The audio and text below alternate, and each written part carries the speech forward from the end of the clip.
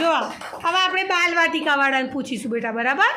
ચલો બેટા, તમને શું ગમે? કોઈને ગાવું ગમે, કોઈને ફરવું ગમે, કોઈને ગીત ગાવું, કોઈને વાર્તા ગમે. તો તમે અહીંયા આવો છો, બરાબર? 15-20 દિવસ થઈ ગયા. જેને જે ગમતું હોય ને એનું એક નામ બોલવાનું. તને શું ગમે છે બેટી અહીંયા? વાર્તા ગમે છે? Very good. ચલો આવી જા મારી જોડે. ચલો હિતેશભાઈ, તમને શું ગમે છે? ટીવી જોવું ગમે છે. બોલો.